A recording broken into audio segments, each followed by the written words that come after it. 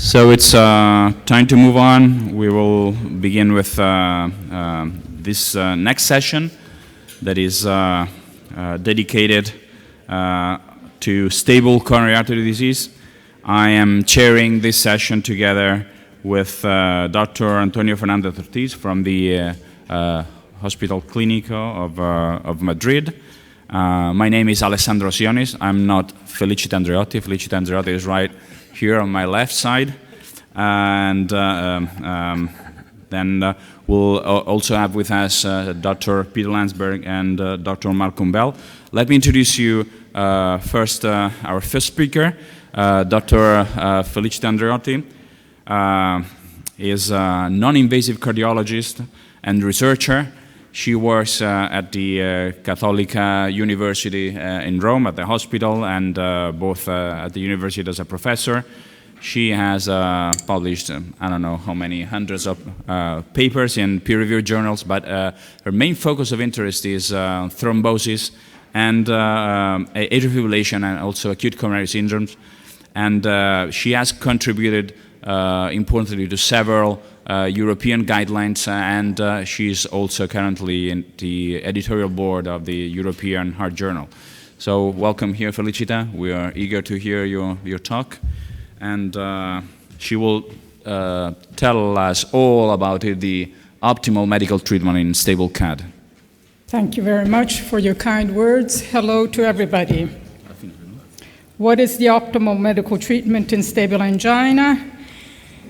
Now we're talking about standard treatment, of course, standard anti-ischemic treatment, including nitrates, beta blockers, and calcium channel blockers, but also very recently there are emerging, so-called emerging therapies that are divided into physiological affecting heart rate and blood pressure, including ivabradine and neocordiol, and metabolic affecting myocardial metabolism, including ranolazine and trimetazidine.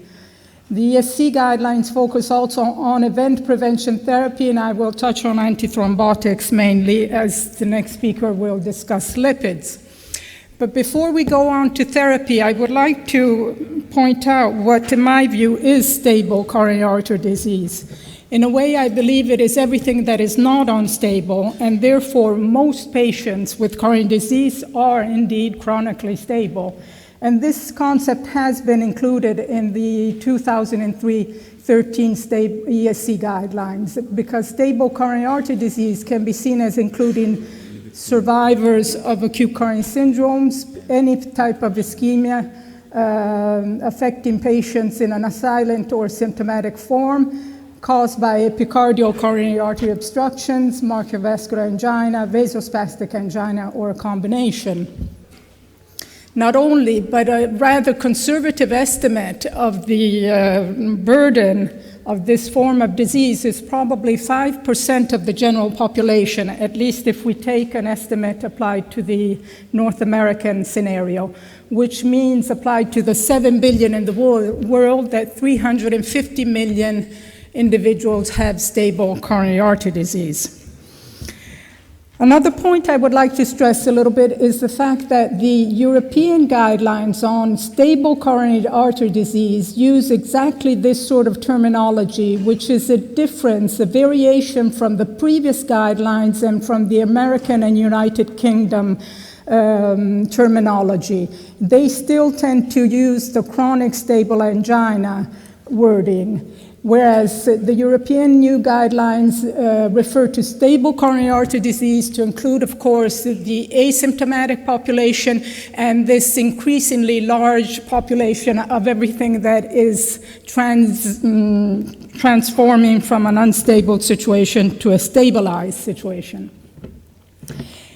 Now, by way of introduction to standard therapy, let me say from the start that there has not been a demonstration that the so-called standard treatment with nitrates, beta blockers, or calcium channel blockers alter the risk of disease progression, frequency of myocardial infarction, cardiac death, or all-cause mortality. So we should make this clear from the start, and for this reason we tend to speak of softer endpoints such as time to ischemia, duration of exercise, anginal symptoms, etc. The European approach to stable coronary artery disease is of this type, as shown in the 2013 guidelines. For anginal relief, short-acting nitrates are very effective in relieving angina and are therefore considered first line, together with beta blockers, calcium channel blockers to reduce heart rate, considering calcium channel blocker and a dihydropyridine if low heart rate or intolerance exists, and considering beta blockers and dihydropyridine if the Canadian Cardiac Society angina classification is 2 or above. A second-line level of treatment includes the newer emerging therapies that we discussed, either physiological or metabolic. The ESC guidelines also refer quite importantly to event prevention, of course, in terms of lifestyle management, control of risk factors, including antithrombotic therapy with aspirin, statins, and the inhibitors of the renin-angiotensin-aldosterone system. Newer American and British guidelines tend to give this sort of individualized approach to the treatment of chronic angina, focusing from the baseline physiology, so-called physiology, meaning by that heart rate and blood pressure.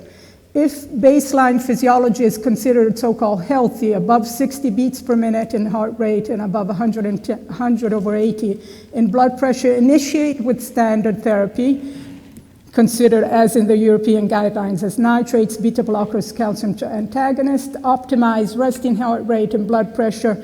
If there's continuing angina, consider the emerging drugs that are so-called emerging physiological, including ivabradine, nicorandil, and molcidamine. If, on the other hand, as may well happen, the baseline physiology is below 60 beats per minute or blood pressure is also low from the start, we have this emerging option of so-called emerging metabolic anti-anginal therapy, including ranolazine, trimetazidine, pyrexilline, and allopurinol. For beta blockers, as we all know, there are quite a few. The more recent are beta-1 selective, but please keep in mind that the less selectives are the ones that were shown post-myocardial infarction, these in particular, to actually improve survival. Here are the lipid solubilities, bioavailability, half-lives, and renal excretions. Let's remind ourselves of the contraindications. In particular, beta blockers are not indicated in vasospastic angina, and of course, drug-drug interactions will involve other heart rate lowering calcium channel blockers, synonode, or AV conduction depressors. Calcium channel blockers similarly are typically divided in heart rate lowering agents and dihydropyridines on the basis of effects on heart rate and atrioventricular conduction. Here are the common side effects: bradycardia for the heart rate lowering agents, headache and flushing for the dihydropyridines. Let's remember the contraindications for dihydropyridine: shock, severe aortic stenosis, obstructive cardiomyopathy. Now, in Italy at least, we tend to prefer beta blockers over calcium channel blockers as very first-line treatment, along with short-acting nitrates when necessary. So let's have a look at the evidence. It's rather old, and it actually shows from about 30 or more randomized controlled trials comparing beta blockers to calcium antagonists, that these are the number of events, the total number of patients in each arm. The measure, you can appreciate that cardiac death MI actually was not significantly different between the two treatments, nor was the use of nitroglycerine or time to 1 millimeter ST depression. The only significant differences referred to anginal episodes per week and total exercise time, although the actual difference was quite small, albeit a borderline statistic or, just statistically significant. The most important difference probably was the withdrawal of or adverse events, which was less frequent in the beta blocker arm, with a relative risk reduction of almost 30%, highly significant. Moreover, as I mentioned, the authors of this meta-analysis therefore conclude that beta blockers provide similar clinical outcomes and are associated with fewer adverse events than calcium antagonists in randomized trials of patients who have stable angina. Too few trials, they admitted, compared nitrates with calcium antagonists or beta blockers to draw firm conclusions about relative efficacy. So you can appreciate that the evidence we're talking about is not terribly strong and with mixed results. However, in favor of the beta blockers, let us remind us that this is one of at least 3 trials that showed an important, very remarkable effect in patients following a myocardial infarction up to several years after the acute event with beta blockade compared to placebo, and we're talking about mortality. So this is, in my mind, although it cannot be necessarily directly extrapolated to the pure stable coronary artery disease patients, an element in favor of beta blockers. Nitrates are very effective, as we know, to alleviate angina, the short-acting form. Long-acting nitrates are also used for similar reasons, and of course we need to remember that tolerance may occur unless we offer a nitrate-free window of 8-10 hours in the 24-hour period. Amongst the contraindications and drug interactions, of course, there are the phosphodiesterase type 5 inhibitors.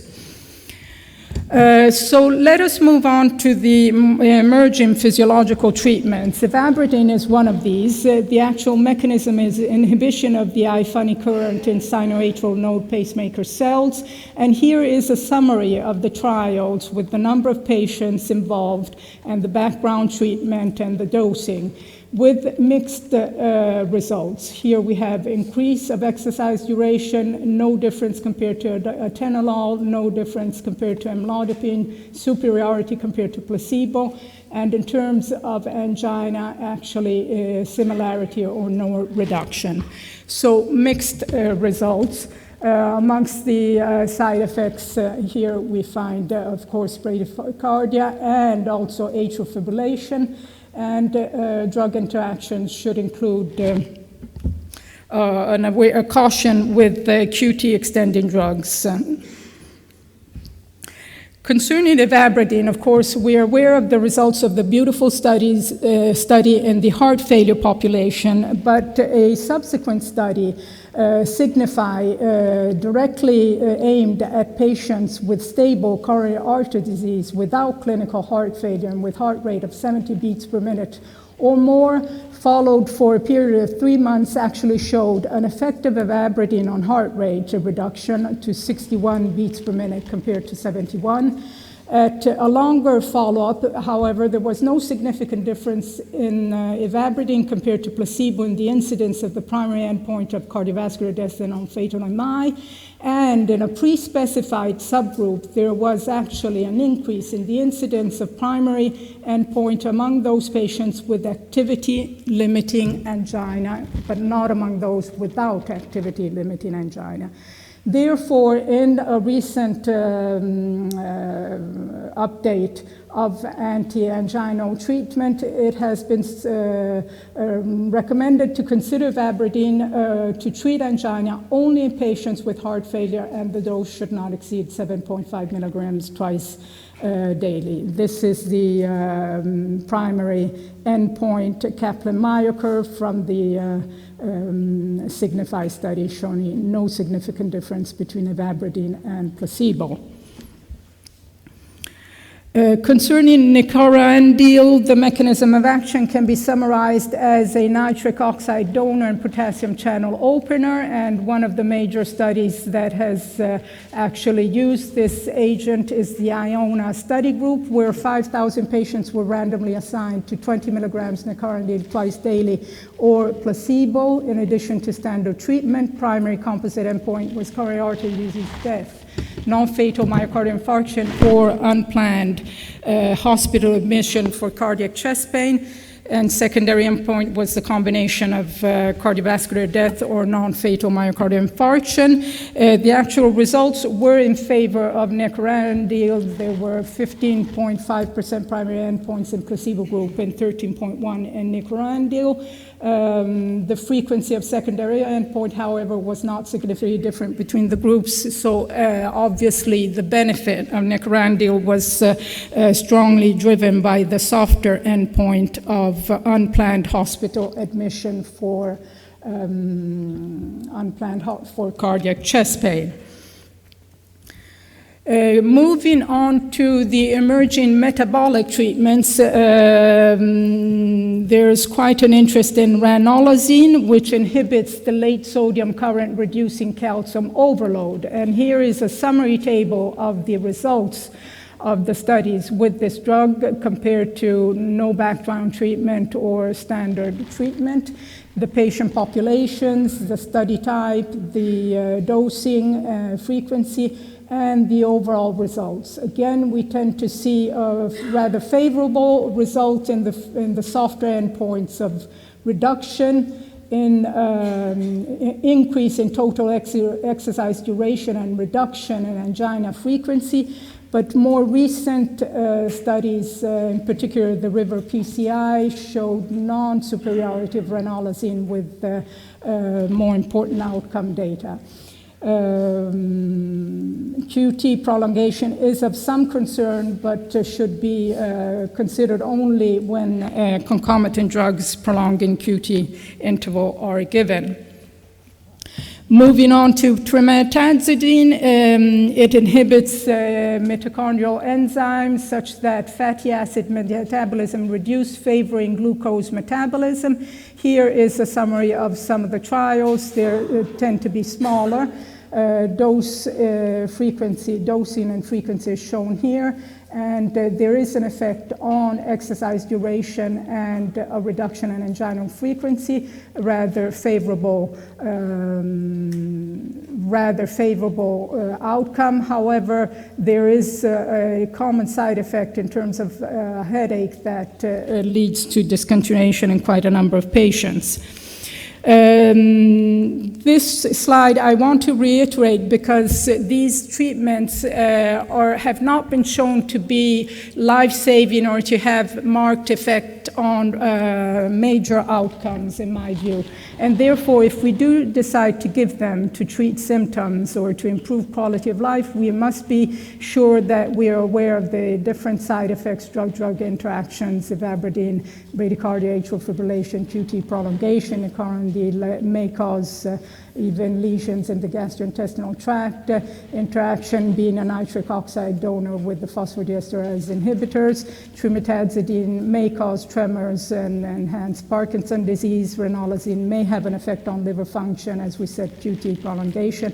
Allopurinol is something I have not gone into. The mechanism is not very well known. Should also be considered with some caution, as it may cause hypersensitivity and interaction with other drugs. There are further drugs that have been investigated. I have not gone into great detail. One is a physiological emerging treatment, molcidamine, whereas pirexilin and allopurinol are thought to affect myocardial metabolism. There are also experimental treatments on the scenario, including Rho kinase inhibitors, chelation, gene therapy, and stem cell therapy, and we'll hear more about that in the future. I would also like to propose some questions and answers sort of situation here to go more into the clinical scenario. For instance, how should patients with angina, ischemic, or prior MI but normal coronary arteries be treated? The 2013 European guidelines suggest recommend actually that all patients receive secondary prevention in terms of aspirin statins. They recommend beta blockers as first-line treatment, calcium channel blockers equally with the level of evidence B, ACE inhibitors and nicorandil with a lower class of recommendation, and xanthine derivatives with small trials have also been shown to offer some benefit. What about the event prevention treatment, antithrombotic treatment for chronic disease? Why should we consider that? Because, of course, we want to prevent evolution into thrombotic acute events. And the slide that I like to show, although it's very old, as you can see, and is taken from an archive, is a trial that is often not well acknowledged in my mind. These are more than 2,000 patients with pure stable angina, followed for 5 years and randomized to aspirin or placebo on top of beta blockade. And please appreciate the marked reduction in hard events, including MI, defined as MI and sudden cardiac death, with the addition of low-dose aspirin in this population compared to placebo.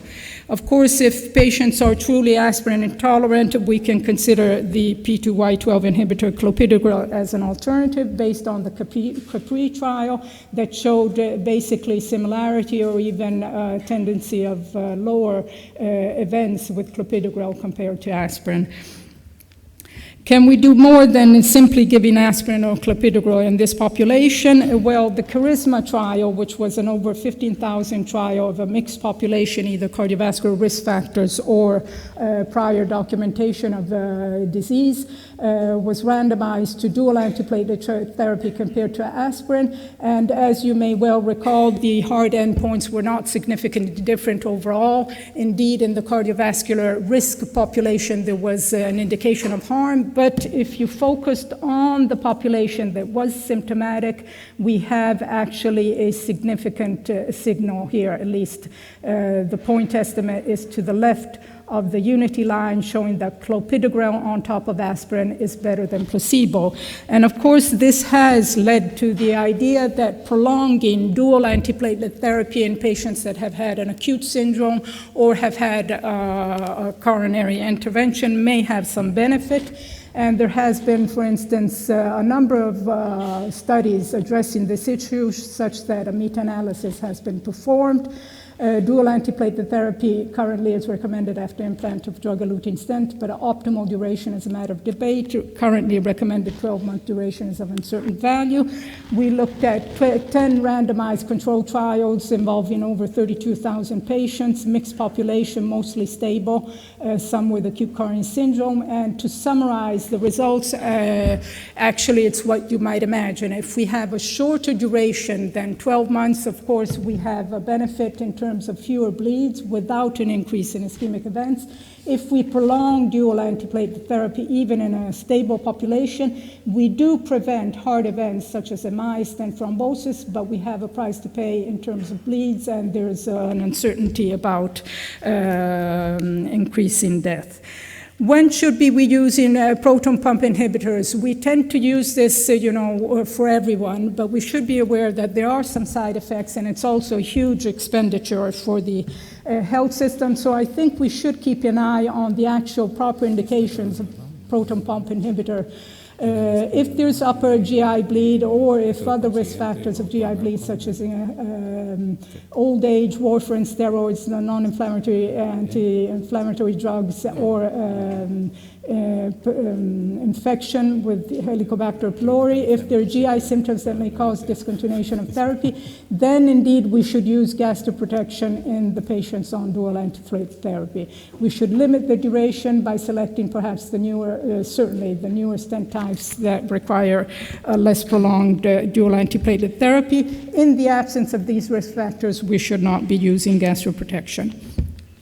When should we consider a patient for invasive coronary angiography? In a very sort of summary-like way, the guidelines in this slide at least suggest that we should consider invasive therapy if the patients have high risk as assessed by an exercise stress ECG with a mortality of about 3% per year.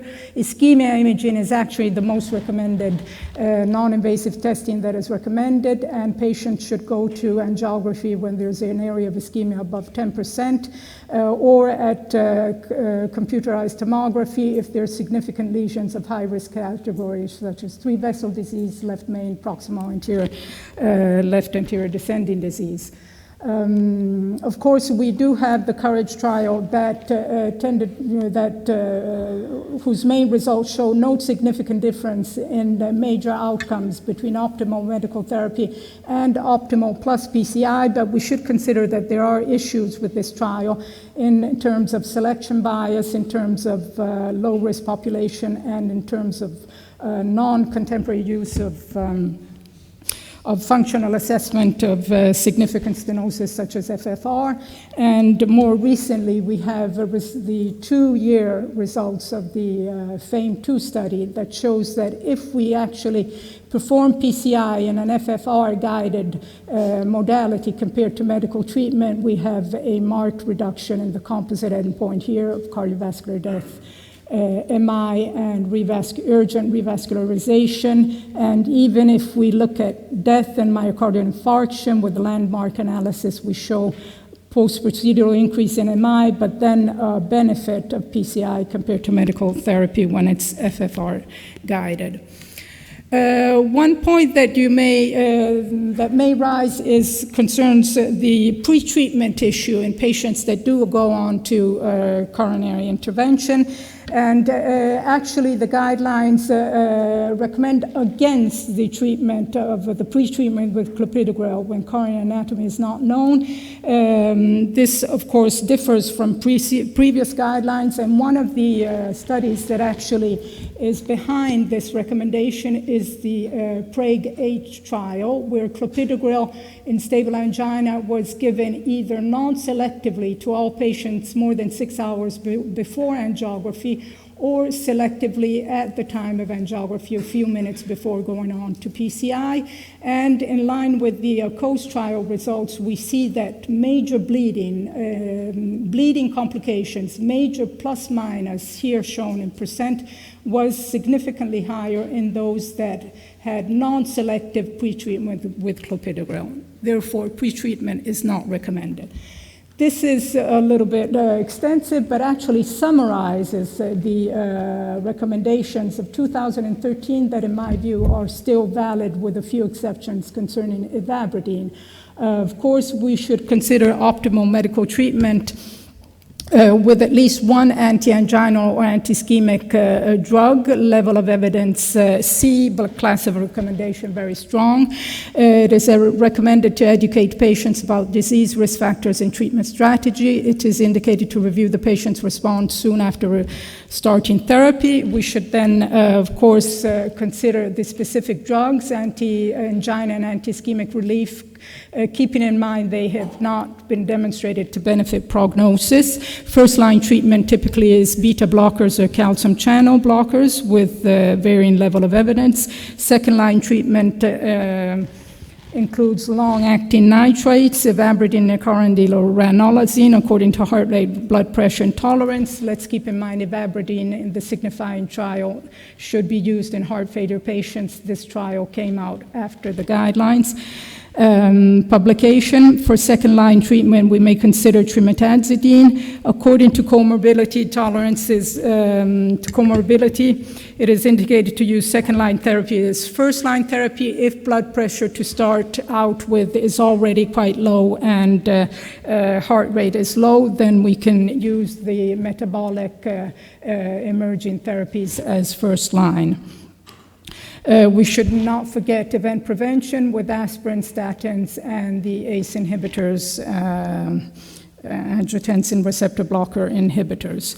So in conclusion, generally speaking, I would say that we have multiple options for the optimal medical treatment of stable coronary artery disease, specifically for patients with low heart rate, low blood pressure, heart failure, or not amenable to coronary revascularization. However, further developments are warranted to resolve many uncertainties and to deal with the expanding aging patient population with chronic stable coronary artery disease. Thank you very much for your attention.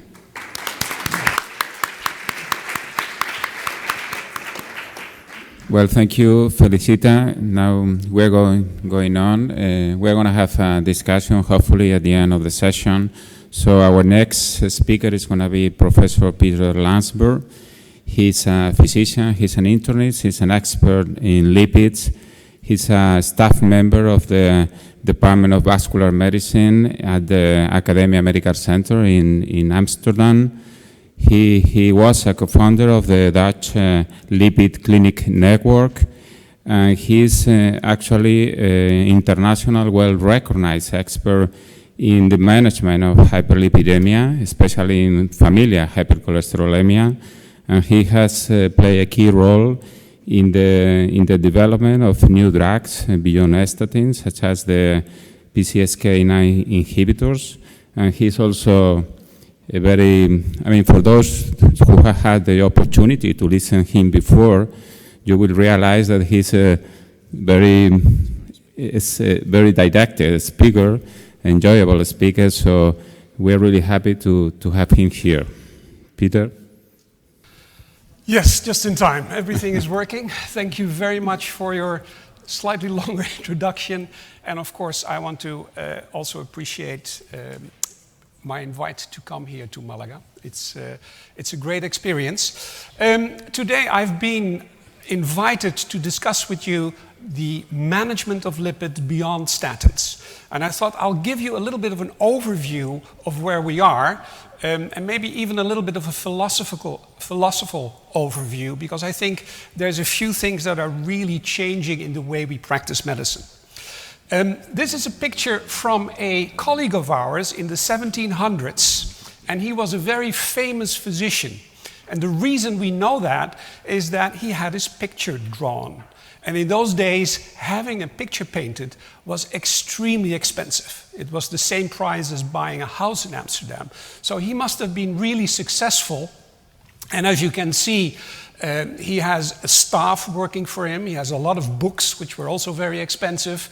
He has a patient that looks in admiration, also something from the past, but still nice to see that it happened one day. And he's looking at something to do a diagnosis, which is most likely urine. And the way they diagnosed urine samples in those days was very sophisticated, because they used their finger and licked it to see if it was sweet. Now, what was really pivotal in those days is that medicine was like a magician. You know, you kept your secrets. You shared it with the people that worked for you and that most likely paid you to share their secrets, but medicine was an individualized approach. And it was not something that had any scientific basis. It was an experience based on the knowledge that was passed on from previous masters. Now, what happened in the 19th century is that there was a change in the way society functioned. We had the introduction of science, the industrial age, and that was also reflected in medicine. Everybody knows, of course, Virchow was one of the first people who laid the foundation of modern medical science, and he used the skills and the technology available in those days, which was his eyes and thus the anatomy. So in those days, first and foremost, you could recognize the diseased organs, and he would describe them in detail. And interesting, in those days, the articles were published in books. You know, not in journals, but in books, and most likely in German as well. Then, at the beginning of the last century, there was a tremendous upheaval in physics, in chemistry, and also in medical science. And what we saw is that in the last 100 years, we learned an incredible amount of knowledge about the physiology of disease.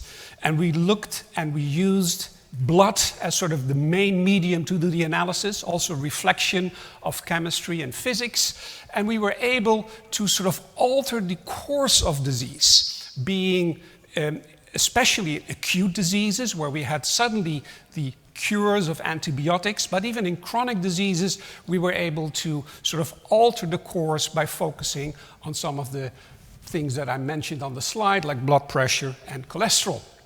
And today, we're entering a new era of how we practice medicine, and that's what I call the biology of disease. We're trying to find the origin. Where does the disease stem from? And we try to find out how to alter that course of the disease. Very exciting times, and if we look and reflect on this in lipids, very similar pictures emerges, because in the first paradigm shift, it was Anichkov who described the first atherosclerotic lesions in his animal model. And then in the 1900s, we had Framingham, who tried to find out what were the causes of cardiovascular disease that were suddenly emerging in the 1950s and 60s. And now, in the third millennium, we're focusing on the biology of the disease. And a really nice example, I think, is familial hypercholesterolemia, a disease which is dictated by a genetic mutation, and where we have discovered that managing cholesterol lipids at a very early age has a huge impact on the prevention of the disease. And here you can see that in Holland, we were able to screen over 30,000 FH patients for their specific mutations. And you can also observe that the patients who were treated had a survival rate which was completely on par with the ones without FH. So in the new era of medicine, there is the 4 Ps, or actually the 5 Ps of medicine, which is going to be our sort of direction. We want to be predictive. We want to know who's going to get the disease. We want to be able to prevent it when we know who's going to get it. And also the concept of personalized, individualized medicine is going to be really important. In cardiology, maybe not as advanced yet as in cancer treatments, but as we know, in immunology directed treatments, we do have a very specific personalized treatment. And last but not least, the participatory medicine. You will see in many guidelines today that there's not only a strict direction of how to treat, but also a lot of emphasis on discussions with patients, help to choose the treatment they want, depending on the benefits and harms. And the ones that I added is painless medicine. Patients are less acceptant of any type of side effect. They want to have a magic pill that they have to take one time, cures everything, and they don't feel anything of it. And anything that doesn't really comply with that creates some disturbances. Okay, so this is a little bit of a background. Now, before I go into the lipid management that has changed in the last decade, I just want to make sure that you all agree with my statement here, that high levels of LDL cholesterol are directly associated with devastating cardiovascular complications. And that we have to realize that there is something called a cholesterol burden, which is sort of your exposure to certain levels of cholesterol over a lifetime. So if you start out with a very high level at a young age, the impact of that will be much more pronounced as when you start to increase your LDL cholesterol level at a later age. So you can see here for very high-risk FH patients that have cholesterol levels in like 15 or 20 millimoles per liter, you can see that they reach the threshold for ACFD already at a very early age, between the age of 10 and 20. And then high-risk heterozygous patients or individuals with secondary causes of dyslipidemia plus other risk factors reach that threshold between 60 and 80 years of age. Now, we've learned how important cholesterol management is, but realize again, this is only discovered in the last 20 or 30 years.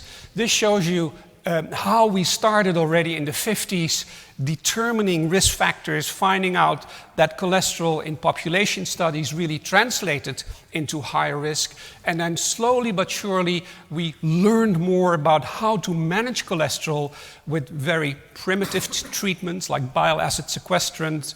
And then finally, we got into the fibrates, the niacins, and the statins. And particularly in the 80s and 90s, statins really changed how cardiology viewed cholesterol and how patients were being managed. And now, in the 2010 and 20s, we see a huge deluge of new drugs coming towards us. One of them I will discuss with you briefly, but I can promise you there's quite a number of them helping us to better address high-risk patients for their specific needs. So what we learned from statins in the 90s is that statins are safe. And I put between brackets most statins, because some of you might remember there was a statin called rosuvastatin that was withdrawn from the market because of an increased risk in rhabdomyolysis. We also observed a rough 25 to 30% risk reduction, and we started with statins very, very diligently. We started in patients who had very high risk, very high cholesterol, 4S study. Then we said, okay, this works. So then we went to high risk with low cholesterol, the CARE study, worked. Then we went to high cholesterol, no cardiovascular disease, the VOSCOP study, worked. And on, and slowly the population expanded. And some people now actually advocate using it in the drinking water because it's such a preventive strategy that seems to be very, very successful. However, patients are still not adequately treated, and that is one of the reasons why in 2013, in November, the Americans gave us a new guideline. The report on the treatment of blood cholesterol to reduce atherosclerotic cardiovascular disease in adults. Realize it's a huge report, it's 400 pages, 175 is the actual reports and 225 is the supplements. So if you have a boring weekend and you want to have some exciting reading literature, I would suggest downloading this article. What has changed in this new guideline in respect to the old ATP3 guidelines is that it is very, very evidence-based because we have the randomized controlled clinical trials, we have the meta-analysis. There was also an acknowledgement that although most patients in the high-risk category are treated, 50% are still not treated adequately. So they put a lot of emphasis on the high-intensity high-dose statins to make sure that doctors choose that regimen. What they left out was targets, and that created a lot of confusion in the US, but especially outside of the US, and also no add-on treatments, because the evidence for that was lacking. And finally, no recommendations of certain specific subgroups that were not properly addressed in the randomized controlled clinical trials. And what we came up with is 4 treatment categories, 4 groups of patients that definitely have benefit. So the ones with cardiovascular disease, the ones who have very high cholesterol levels, like FH patients, and also the ones who have diabetes mellitus, and the ones who have a combination of risk that puts them in a higher risk category, and the risk threshold was lowered from 10 to 7.5%. And as you can see, the statin trials next to them actually gave us the evidence for these groups. So the question is, do we need new treatments? Because statins have given us such a huge benefit and have seen also that it's quite a safe drug, although tolerability might be an issue. Well, realize that even if you do what the guidelines advocate, give patients, like here in the Prove It, atorvastatin 80 milligrams, that a lot of patients are not able to reach the designated target. Although, based on the American guidelines, maybe a target is not so appropriate. I think with the new treatments available, targets do surface again as something we should think about. So 4 out of 10 patients do not reach that target. And realize also, if you look at these waterfall plots, they show you the individual response to a certain statin dosage. And that there is a huge diversity between the response of a patient. It could be less than 0, or it could be more than 100 or 80 or 70% LDL reduction with the same dosage of the statin. So that has to be taken in consideration. But last and certainly not least, the continuation, the compliance of statins is an issue. I think basically after 1 year, 50% of the high-risk individuals stop taking their statins, and the consequences are quite dramatic. This is looking at cumulative mortality and cardiac mortality, and you can see the odds ratios after 4 years, an odds ratio of 3.4 or 4.6 compared to the individuals that were able to use and optimally take the appropriate statins. Another interesting topic is, although we have seen changes in our targets, going from 150, 125, 100, and even 70, with the new treatments that are becoming available, it is possible to get to even lower targets, below 50, below 25. And the question, of course, is that relevant for our patients? Well, we have a little bit of evidence, again, from the Prove-It study, a post hoc analysis that showed that if you were able to go to a lower than the designated target, the target was less than 70, there was still added benefits in those type of patients. So maybe it is beneficial to go to a lower target. Interesting observation, this is secondary prevention, primary prevention trials looking at LDL achieved and event rate. And we see that the evidence sort of stops at 60 milligrams per deciliter because that was the lowest reached in some of these trials. What if we sort of extrapolate these lines and see what would be the LDL cholesterol if the risk was approximately 0? And that's what O'Keefe did in this journal article. He said, let's see, in primary prevention, I would predict an LDL of roughly 57 milligrams per deciliter to get to that 0 line. And in the secondary prevention group, he came up with a figure of less than 30. Now, less than 60 could be achievable, less than 30 was unlikely unless we had the new advanced treatments. Another point I'd like to make is how about patients that already have low LDL cholesterol? What if their baseline level already is 70? Is there really still benefit in going below? And although not in Europe, but this is a paper from Korea where they had a large cohort of patients that were admitted with the first major coronary event. They had baseline levels less than 70. Some of them were treated with a statin, some of them were not treated with a statin, and that was probably opinion-based of the cardiologist. And you can see that in this observational design study, there was a significant reduction in 1 year time of almost 60%, 50 to 60%. So using statin in that population is definitely something to think about. Last point I want to make is what is a normal cholesterol? Because the discussion goes, well, I think 100 is maybe a reasonable level in primary prevention, and maybe LDL of 70 is a reasonable level in secondary prevention. But what is a physiological LDL cholesterol? And I like this publication because it gives us a good indication why humans have this higher LDL cholesterol. You can see 3 panels, A, B, and C. A is the sheep, B is the pigs, and C are the humans. And all these animals have the same low level of total cholesterol at birth. This is total cholesterol between 50 and 100. What happens after birth? You get the weaning period. So you get a nutrition which is high in fat and also shows up with increases in your cholesterol level in the plasma. But in the animal world, after the young animal sort of becomes an adult animal, of course, the weaning period stops and you start eating the normal animal food. But for the humans, after the weaning period, you get the bottle period, which is again high fat content milk, and then subsequently you get a westernized diet. So you can see that the cholesterol level in the humans doesn't go back to what it used to be.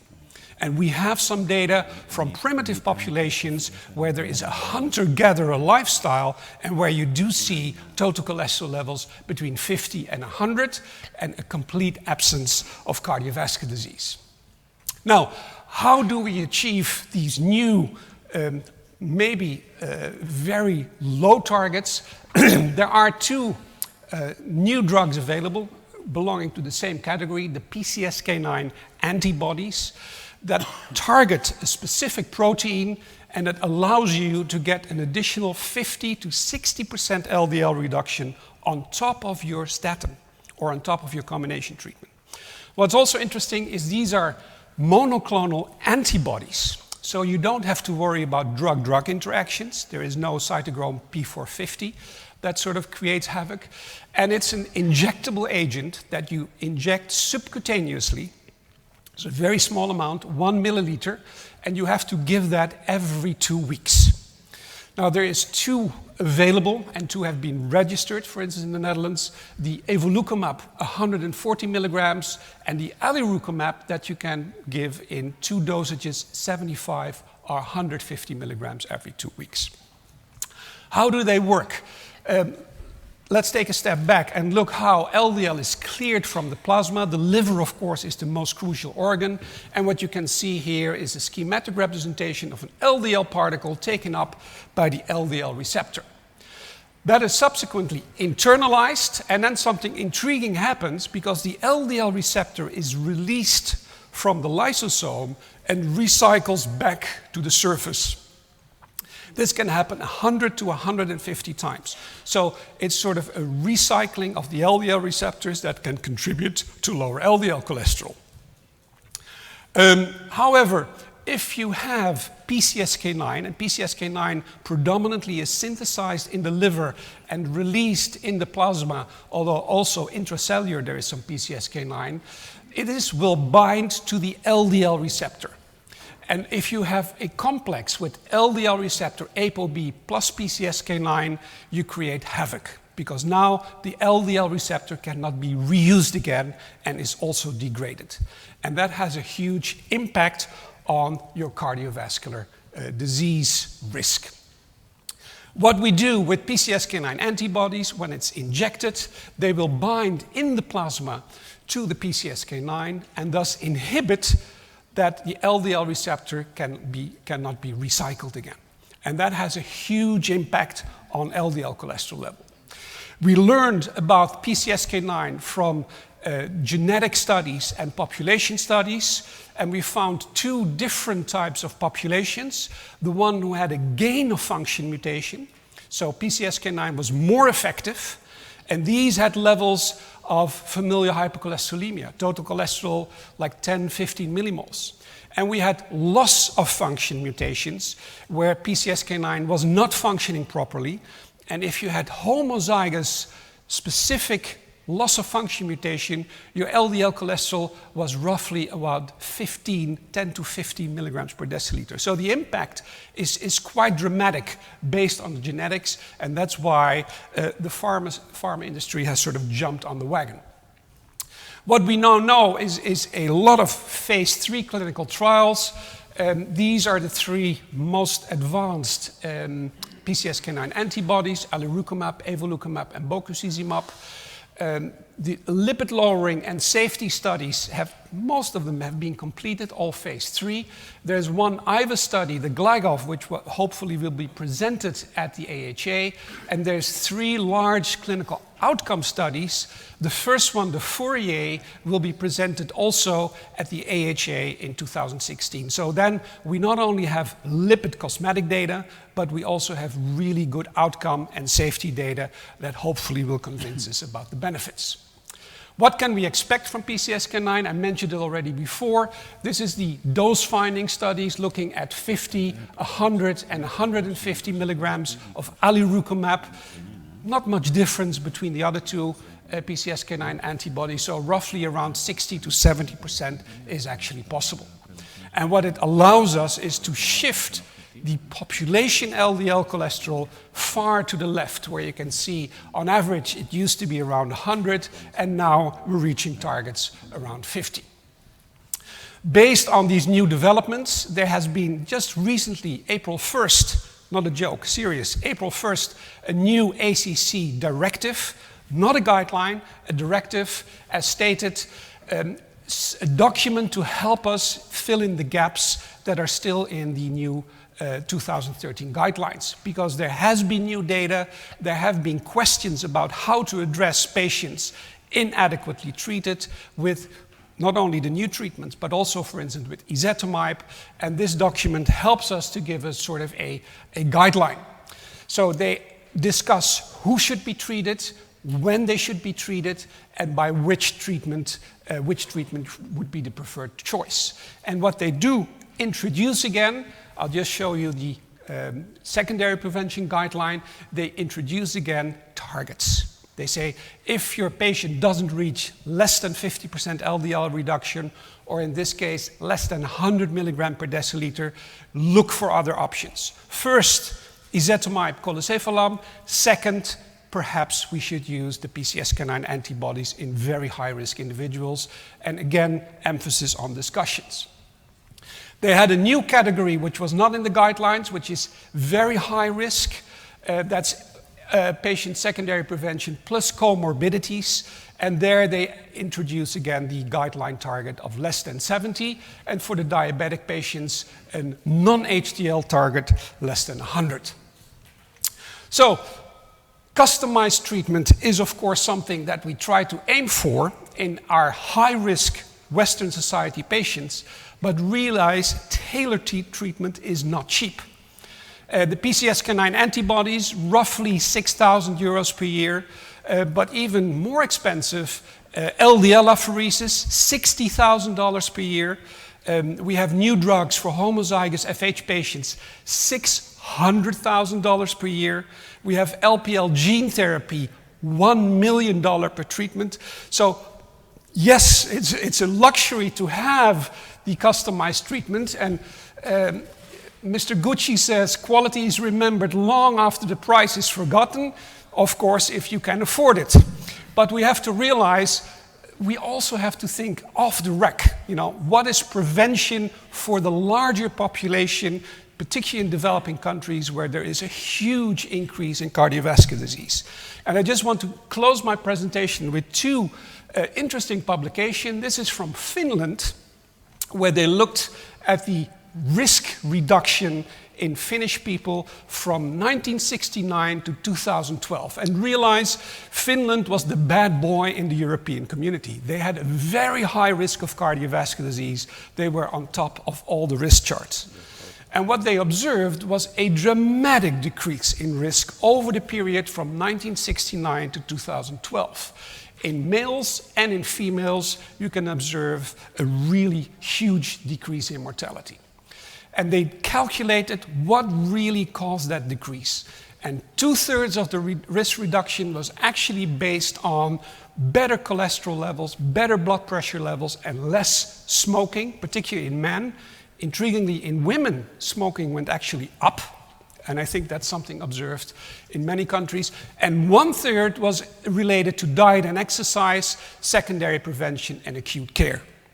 But it does illustrate that there are potential interventions that can be very, very successful. Also in the ACC in Chicago, we had the Heart Outcomes Prevention Evaluation Study, the HOPE-3, a very nice designed trial by Salim Yusuf, who really tries to advocate the polypill concept for developing countries where we don't have the funding to do a personalized, customized treatment, but we want to have a simple approach to address that epidemic of cardiovascular disease. So, randomized placebo-controlled trial, more than 12,000 individuals, 2x2 factorial design, where you had rosuvastatin and a low-dose antihypertension regimen of candocetan and hydrochlorothiazide. And people were either treated with rosuvastatin and a placebo for the antihypertensive, or vice versa, or they had a combination of both and a combination of placebos. And what they also did is they included a large number of patients from different continents and regions that are usually not included in clinical trials. This is the result in terms of blood pressure. This is the result in terms of LDL cholesterol lowering.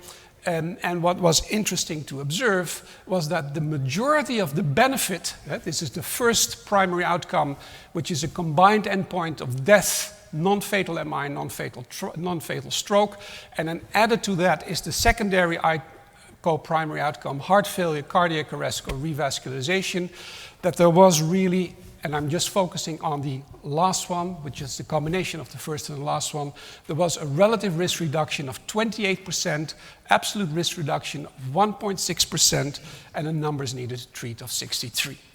What was intriguing and is still being debated is that there was no real benefit of using antihypertensive treatment in that population. You know, these were patients who had one or two cardiovascular risk factors, didn't have diabetes, didn't have cardiovascular disease, and only the cohort that had hypertension to start with, over 145, they actually did have benefit from the antihypertensive treatment.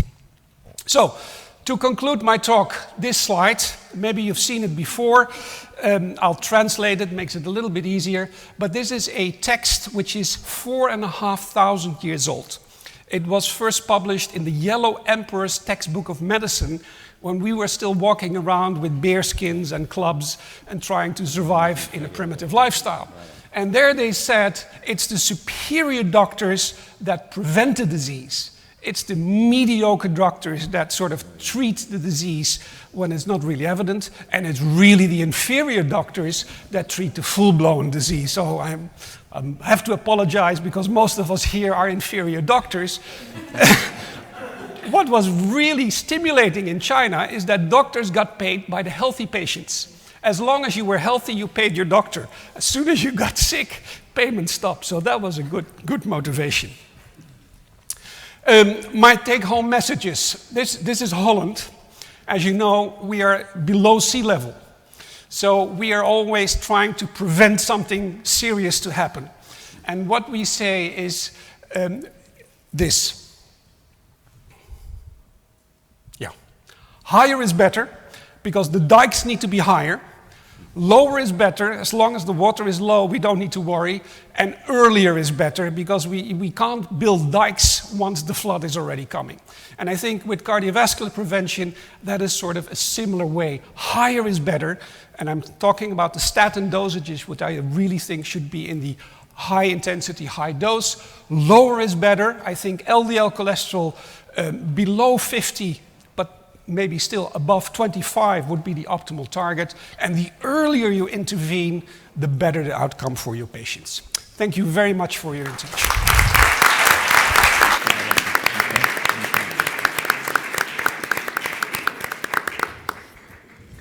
Thank you very much, Peter, for your inspiring lecture and also your Chinese translation. And our next speaker is Dr. Malcolm Bell. He's I don't know what he is. He's everything, because he's interventional. He is also a clinician. He also has a vast experience in acute and critical care patients. He works at the Mayo Clinic, where he is also a professor of medicine. And he has a broad interest in the acute coronary syndromes, cardiogenic shock, and of course, interventional cardiology. So he's going to talk about what do we do with older patients. Alessandro, thank you so much. But of course, I am an inferior doctor, I've just learned. And I'd also, again, now I want to thank the organizing committee for asking me to give yet again a talk immediately following an outstanding talk. It really was. Yesterday I had to follow Valentin Fuster. So thank you so much for these challenges. So let's get to the older patients. What is older? You notice here this is not PCI in the elderly. Elderly is considered to be politically incorrect term. We have a paradox here. We all want to live into older age, most of us, but yet we don't want to be called old or elderly. And in fact, there's no universal WHO definition of the older patient or the elderly. It's generally considered to be someone over the age of 60, but as I said, it's an arbitrary definition. And of course, all of us in this room are older than someone. So there we go. I have no conflicts. And I show this photograph of mine, El Valquero, 2014. After the meeting, many of us went up into the hills surrounding Sevilla. We had a wonderful day among friends, relaxation, music, great wine, great food. It was really wonderful. And this really just serves as an opportunity for me to tell you all, for many years, I've really envied the lifestyle that you have here in Spain and also in Italy as well. These are my two favorite countries, and I really admire this. And the reward here is that currently Spain ranks second in terms of life expectancy. These are the most recent data published by WHO. It's tied with 6 other countries. And you can see here that the life expectancy in Spain for everyone is 83. Now, for those of you who are either approaching 60 or have reached 60, you might be interested to know how much more life you have. And there it is. On average, if you've reached 60 in Spain, you have, on average, another 25 years of life in front of you. We don't do so well in the United States, so we rank probably about 35th, I think, the last time I saw this. You may wonder which country has the highest life expectancy, and it's interesting, up until recently, Monaco. You know, they're the place of super yachts and casinos and the super rich and the super old. But their place is now being overtaken by Japan. They rank number 1, life expectancy is 84. And for any of those of you in the audience who find looking after older patients very challenging and you're looking for younger patients, I suggest that you go and work in Sierra Leone, because that's the lowest life expectancy of only 46 years of age. So as we think about PCI in this older population, this is just really a snapshot of PCI procedures at our own institution, and you can see how this has really increased in frequency in the number of patients that we're treating over the age of 80, but under 90. We see nonagenarians here, 90 to 99. And this is for all comers in our cath lab. And I'm sure many of you are seeing the same, or have had the same experience in the last few years. And I think it's worth summarizing a few points about these very much older patients. This is increasingly sort of a high prevalent population that we're seeing in our emergency department, in our hospitals. Many of these patients have severe coronary artery disease. The prevalence of coronary artery disease here is the same in men and women. About 50% are going to have severe disease with 3-vessel disease. Many of them may have already had bypass surgery, maybe 10, 15% or so. So we're dealing with vein graft disease in many of these patients.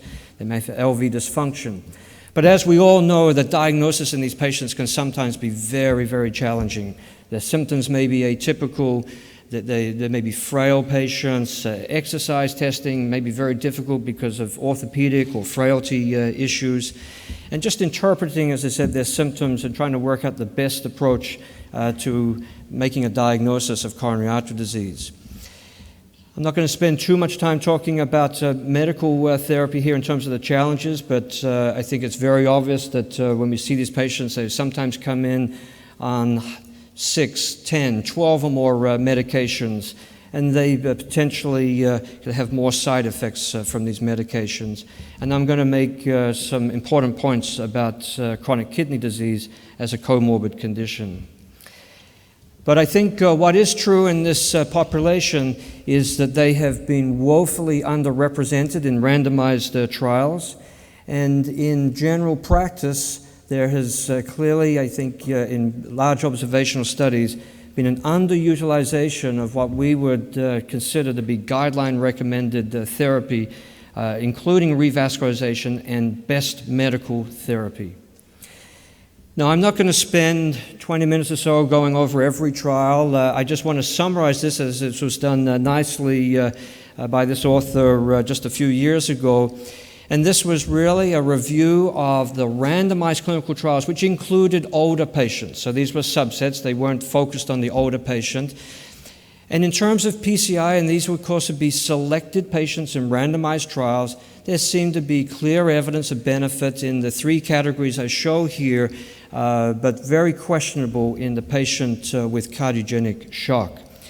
An important point to make here is that particularly in the ACS population, the older patient who is at higher risk probably has more to gain than the younger patients. And so when analyses of these older patients are performed, you see that the advantage to PCI, revascularization, actually is greater in the older patient.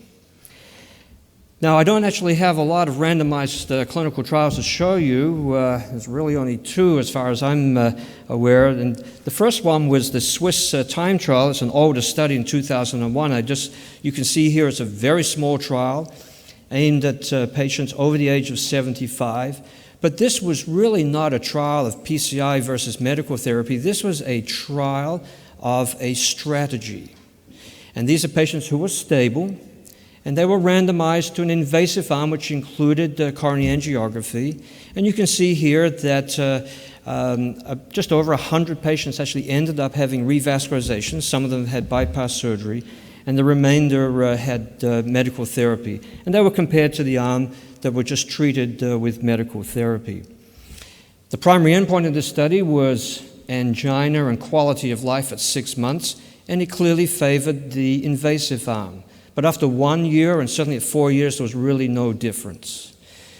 The other important things to note here was that in the invasive arm, the incidence of readmissions for ACS, MI was significantly reduced compared to the group who had been treated according to the medical strategy. And furthermore, in those patients who were treated medically, they had about a 50% chance of later hospitalization or revascularization.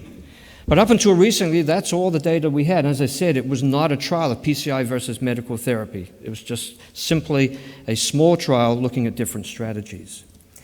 So, in the absence of clear guidelines, what I'd like to do is really make this case-based. And I'm going to show you a few cases which I think will highlight some of the issues that we face and what we can do successfully and things that are perhaps not so successful. So the first one, and these are all cases I've seen just in the last year or so, was an 85-year-old male. He had a non-STEMI. You can see his GFR is 50.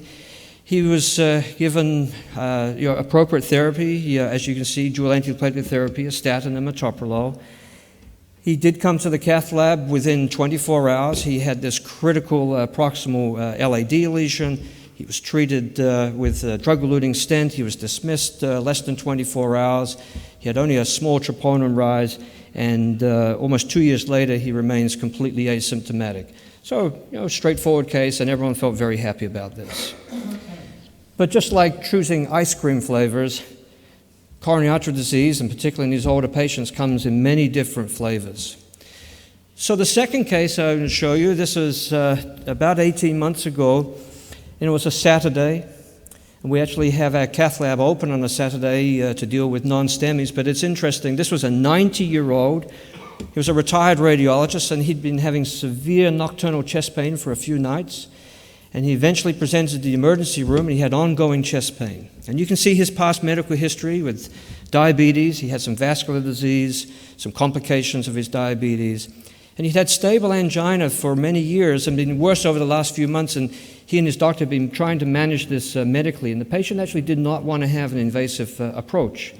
But he'd struggled with this for about 4 to 5 months, and clearly now presented here with this acute presentation. He lived independently, he used a cane for walking, and he plays golf. He goes around in a cart and gets out, and he plays 9 and 18 holes of golf at 90 years of age, and he enjoyed playing with his grandson. Well, here's his ECG, and I think hopefully you can see this. This is a very worrisome ECG. You can see some ST depression in the inferior and the precordial and lateral leads. You can also see some ST elevation and AVR. He was advised that with ongoing chest pain with this ECG positive troponin that we need to be thinking about an angiogram. But the patient refused the coronary angiogram. This is after a long discussion. He's a radiologist, and he's just concerned about the invasive approach. So he's admitted to our general floor. You can see his troponin T is rapidly increasing. You see his GFR is slightly low, so Stage 3 chronic kidney disease. He has aspirin, clopidogrel, but he has continuing chest pain. He's now very, very uncomfortable. So the physician looking after him had another discussion, and now what do we do with this patient? Well, ultimately, they decided maybe we do have to have the angiogram. And this is what we found, not unexpected. Critical, calcified, left main, severe disease in the LAD. You see another very tight lesion in the right coronary artery. We brought an echo machine into the room. As I said, this was a Saturday. We had not had an assessment of his LV function. You can see his ejection fraction was 40%. multiple regional wall motion abnormalities. And as I said, this is a Saturday afternoon. And so a long discussion with him. I left the room, went to talk to his family about what we'd found. We came back. We probably spent half an hour or so just trying to make a decision and getting everyone on board with what we were going to do. And we actually did go ahead. We stented this. It was actually a very difficult procedure, a lot of vascular issues. We treated the LAD. In fact, we did not treat the right coronary artery. We used too much contrast. And in fact, the patient was offered to come back another time, and he refused. And he said he was very happy. He had no more angina. And currently, let's just go back here. And currently, he actually still goes out playing golf with his grandson. And he just loves to be out on the golf course with his grandson, who plays golf regularly. So this was a very challenging case at a very difficult time of the week, but obviously a very high-risk case. The other randomized trial, which we should address, is the one that's just recently published, the After 80 trial. This was a Norwegian study selecting stable patients with non-STEMI over the age of 80. And the important point here is these are stable patients. So anyone who was unstable was not in this study. Anyone who had shortened life expectancy was not in this study. There were about 4,000 odd patients, and only 10% of these were randomized. And you can see here with an invasive strategy versus optimal medical therapy that there was a clear advantage in this selected group of the invasive strategy. The important thing here is that the number needed to treat to achieve this was only 5 patients. There was no difference in mortality. It was just a difference in MI and revascularization. And if we look more closely at these data, you can see here, this is corrected for creatinine clearance. You can see here that as the age of the patient increases, perhaps the benefit begins to wear off in terms of when we look at the hazard ratio here. But I would caution you, there were very few patients in this study over the age of 90. So I don't think we can draw any conclusions from this, but it gives us a little glimpse at what these risks may be compared to the benefit in this older population. What about STEMI? Here's a study. It's very interesting, actually. This comes from a nationwide inpatient sample in the United States. And I was surprised. Over 33,000 nonagenarians with STEMI were looked at. And many of these had PCI. And you can see here, just in summary, that the mortality reduction was about 50%. The number needed to treat was 10 patients. And again, this is observational. We have to be very, very careful here. There's clearly a selection bias here, but I think it is something that is encouraging. And that brings me to a recent case. This was just a few weeks ago. A 99-year-old lady living independently, very well. And she presented with a STEMI, and you can see here that it's a lateral STEMI with some precordial SC segment depression. We looked at some posterior leads here. So this was clearly a posterior lateral MI. And again, after careful discussion, she wanted to go to the cath lab. In fact, she came from another hospital, and we put it to her whether or not she wanted to have an angiogram. And she said, "That's exactly why I came here. What else would you want to do?" So we took her to the cath lab. We did a radial procedure. Unfortunately, we did not find any severe multivessel disease, but this occluded circumflex.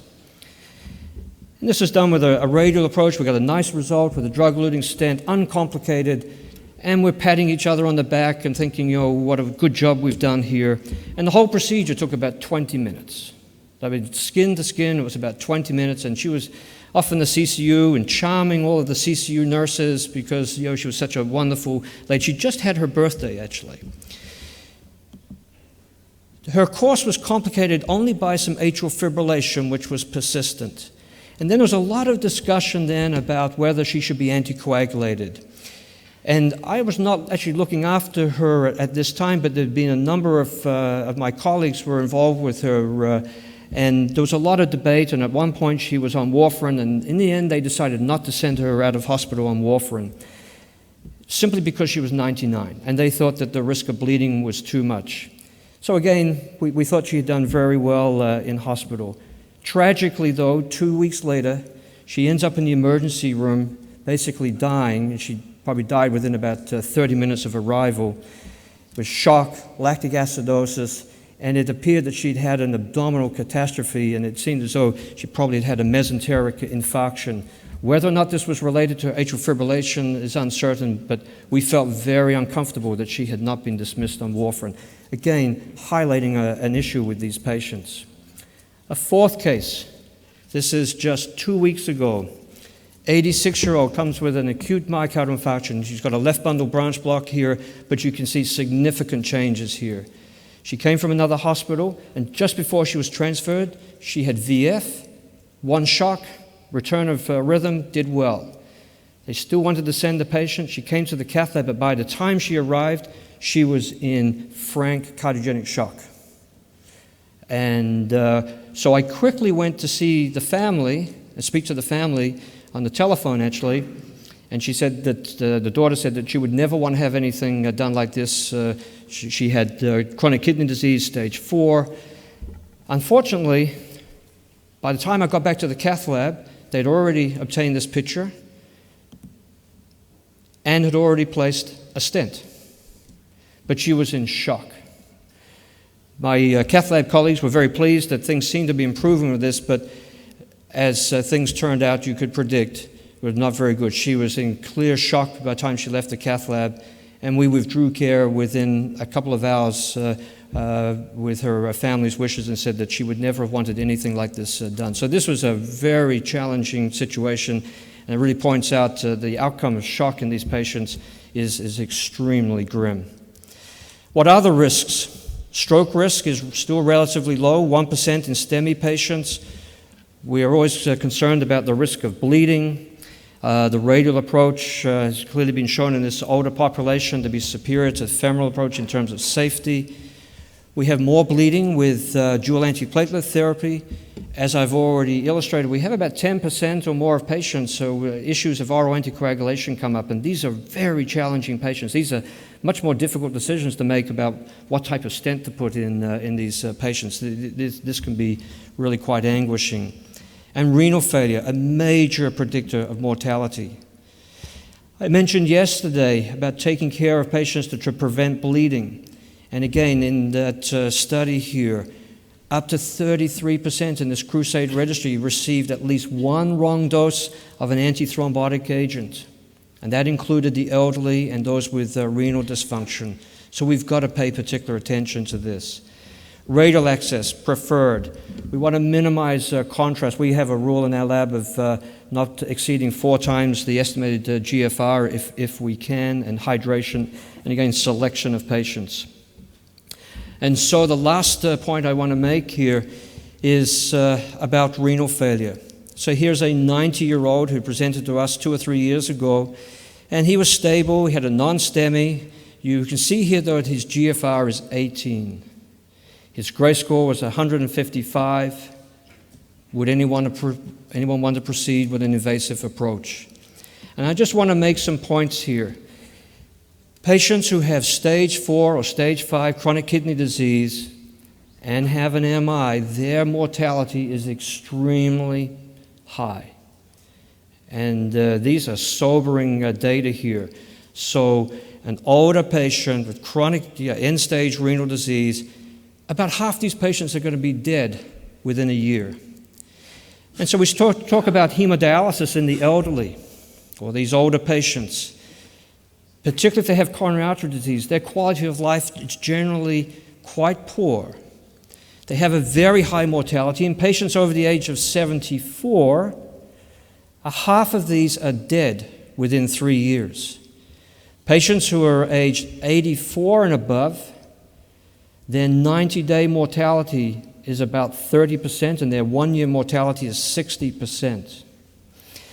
But perhaps more importantly is whether or not we should even start dialysis in these patients. And unfortunately, what happens in many of these patients is we have to withdraw therapy. We have to withdraw the renal replacement therapy. And this happens in about 1/3 of these patients. But what happens here is in the patients who have it withdrawn, and discussions with them, and we've studied this, or my nephrology colleagues have studied this, It showed that about 50% regret ever going on to dialysis. And about half of those say the only reason they went on dialysis is because they thought that that's what their physician or their family wanted. They didn't want to do this. And so we know in these patients that the quality of life in patients who have dialysis withdrawn, and as they die, their quality of life actually is better than if they had remained on dialysis and then die. So I think it's very, very important that we identify these high-risk patients. And as cardiologists, sometimes we don't really think about these issues as carefully as we perhaps should. And I think it's critical that we have these discussions with these patients before we embark and go into an invasive approach. And so functional status, frailty, cognitive status, comorbidity, these all come into play. We have to individualize therapy. But ultimately, it comes down to what the patient prefers, as long as they're properly informed. And so this is a clear opportunity for shared decision-making. And finally, people say, oh, this person, they don't look 90, they look 60. Or, I don't feel as old as I am. And so here's an Australian lady doing these handstands on a boardwalk. She's in her late 80s. This is Roger Singh, the oldest marathon runner in the world, from what I understand, and he ran his last 10K race in Hong Kong at the age of 101. But there's actually some potential, some psychology study here. This is an interesting study. This is a large project that was reported a number of years ago, and it's a population-based study of older patients over the age of 70 who were surveyed about what their impressions were of older people. And they were given scales, decrepit to spry. So someone with poor functional class to someone who's, could run a marathon. And they followed them for 10 or 12 years and then identified a few hundred of them who had a serious illness that they could not complete at least one of their daily activities. And the interesting thing was that those patients, well, they weren't patients at that time, but subsequently became patients. Those who had a positive age stereotype were more likely to recover from that illness than those who had a negative impression. So I think that there is something about attitude that gets you through this. So to finish here, when feasible and appropriate, PCI is likely to be effective and better than medical therapy with carefully selected patients. But you've got to minimize risks. And as I emphasize, we've got to make the decision with the patient to make sure we take into account what their expectations are, what their values are, and what the likely recovery is going to be. So it's very important that we tailor this to the individual. And we clearly need randomized clinical trials focused on this very important and growing population, because we really don't have enough of this. And I think the Norwegians have just shown us that we can do it, but it is still a very selective group. And so my final conclusion would be that age should not be used as the single criterion for selection of PCI. So again, I thank you for the opportunity to be here. Thanks so much for your attention. And if you have any questions or suggestions, there's my email address.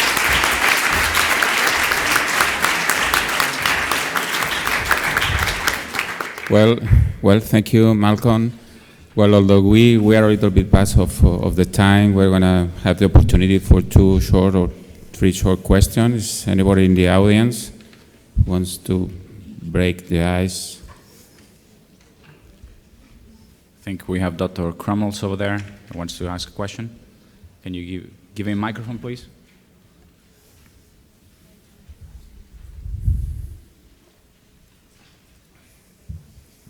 Thank you very much. I very much enjoyed the talks, particularly from Professor Lansberg, but I want to ask you a question. It's very nice to talk about the animals and their low cholesterol, and also to show the ecological study of Finland. But the reduction in cholesterol in Finland is likely a large part statins, nothing else.